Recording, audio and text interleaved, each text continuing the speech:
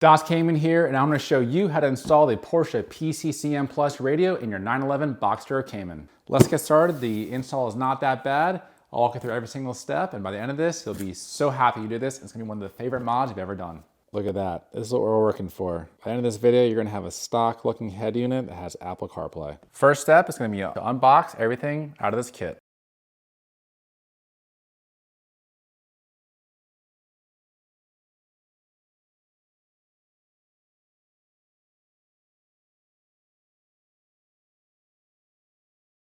Now that our parts are laid out, let's begin the assembly. All right, next step, take this plate that says L on there, the left side of the head unit, and we're gonna put it on the left side here.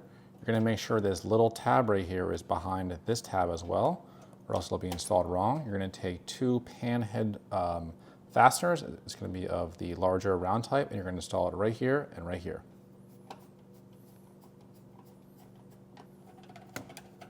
So this is your safety retaining clip right here, and the way that this is locked into place is you take a 5mm Allen and you're gonna go all the way counterclockwise so that this tab is the most out. Now if you wanna go take your head unit out, spin this clockwise in, and you'll see this little traveler right here is gonna pull this tab in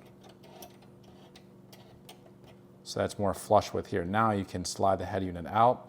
So when we go to put it in, we're gonna put it just like this. We're gonna go all the way counterclockwise so that this has a spring to it and that it'll click right into place. Now for the right side of the head unit, take the right bracket, line it up here, make sure this little feature, this boss right here goes behind that clip. Take your two pan head fasteners and install right here and right here. I'm gonna make sure that this clip is in the outward position. The same locking mechanism is going to apply for the bottom clips here. So right now you can see the spring is to it. Now to remove the head unit, you're going to go all the way clockwise on this bolt, and that's going to pull this spring, this locking tab, into the head unit itself so you can slide it out. So keep turning this until this bottoms out right there. Now this is flush, and now you can pull the head unit out. If you want to go lock it in place, you'll spin this counterclockwise, and you're going to bring that spring back out.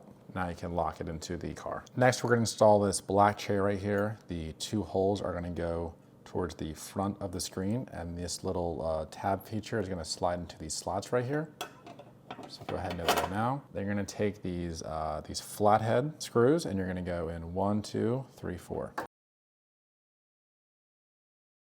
All right, we've installed our tray with the two flathead screws on both sides. Next, we're gonna take this cable with the white and black header, and the white header with the clip on top is gonna go into this bottom right port right here.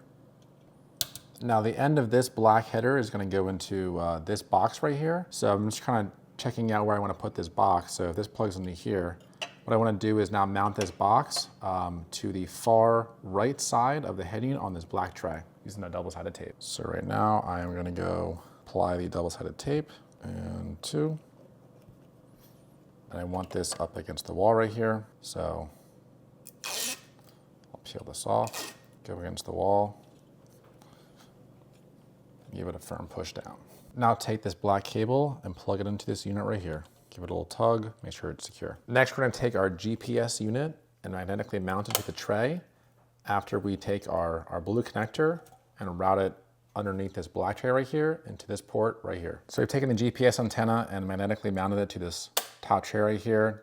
Done some cable management with this right here, gone into the black tray and clipped it into this GPS port, which is blue right here. Next, take your FM cable, which is turquoise, mustard, and black, with the clip in the upper left, and you're gonna install it right here. Next, take your CAN bus cable, and we're gonna put the yellow in the upper right here. Next, we're gonna take this black header right here, and it's gonna go on the far left. For those of you wanting to run a microphone, this white header right here would go into this lower left slot right here. I'm using a convertible, so I'm pretty much never gonna use my microphone or take phone calls, so I'm not gonna use this. This is your Sirius XM cable. It's a blue header right here. It's gonna go right below your turquoise header on the far lower right. It would plug in right there, and you can pop this cap off and hook up to your car. My car does not have Sirius XM, so I'm not gonna install this. For those of you with the rear camera, you're gonna take this white header right here and go into the upper left of the back of the head unit until it clicks in, and this will hook up to your rear camera. At this point, we need to remove the stock head unit out of the car. Since I'm dealing with electronics, I went ahead and took the negative terminal off the battery. I'm gonna do a brief deinstall video. So cars with the Bose system, first thing you're gonna do is grab this right here, pull this off. Go ahead and undo this T25 screw right here. This is gonna pull out, go and hook the cigarette lighter. Unbolt this T30 right here, which holds this subwoofer to the car. Go ahead and slide the subwoofer back and out and disconnect it from the back. Your sub connection is right here, go unplug that. There's gonna be two T20s, one right here and one right here. Go unscrew those. With the two fasteners undone, go ahead and grab this panel and pull it out. You're gonna have a clip right here, and one down here. 1, 2, 3. On the driver's side, you're gonna have a secret T30 fastener right here. Go unscrew that, pull this panel off. You're gonna have a T20 right here and right here. Go unscrew those. Same deal as before. Pull pretty much towards the driver's side of the car and lift and pull out, just like that. 1, 2, 3 tabs, 1, 2, 3 on here. You're gonna have 4 5mm hex sockets. 1, 2, 3, 4. You're gonna put your Allen key into those hex sockets, and you're gonna turn counterclockwise. Take a 7mm wrench, undo this this fastener right here. All right, you will have backed out this set screw about this point. Don't go out all the way. And with all the tabs loose, you can go ahead and pull the head unit out. All right, guys, at this point, we're gonna start unplugging. So this is your antenna, this black right here. Push down on this little clip, pull up, push down on the yellow, pull up, and then you're going to do this connector up here, push in, wiggle it out. This is going to be another one right there, and this is our fiber optic. Okay, the stock head unit is now out of the car. So now we're going to start hooking up the new head unit. So to do this, we're going to take our yellow, and we're going to go to the yellow. Take the black, go to black. Our fiber optic, you're gonna need to take out this cap right here. And now the fiber optic can go into here. Make sure it clicks into place. This one header into here. And the bigger one, the red, there's a groove here and there's a slot right here. Just like that. Okay, now the head unit is hooked up, so we're going to go ahead and slide it into the car. Before I do that, I'm going to take my blue tape off on the bottom. All right. Next thing I want you to do is to peel this carpet back right here to expose this tan and black connector, and you're gonna go unplug those two. All right, guys, with these two antennas, I have to unplug. This is your AM and FM antenna. You're gonna take your jumper cable right here, and you're gonna plug it into the tan and the black and join them together. At this point, you'll be looking like this. Go ahead and plug everything back in and put the carpet back. Go ahead and do the reversal of removal. So go ahead and install everything back into order. All right, guys, go give yourself a pat on the back.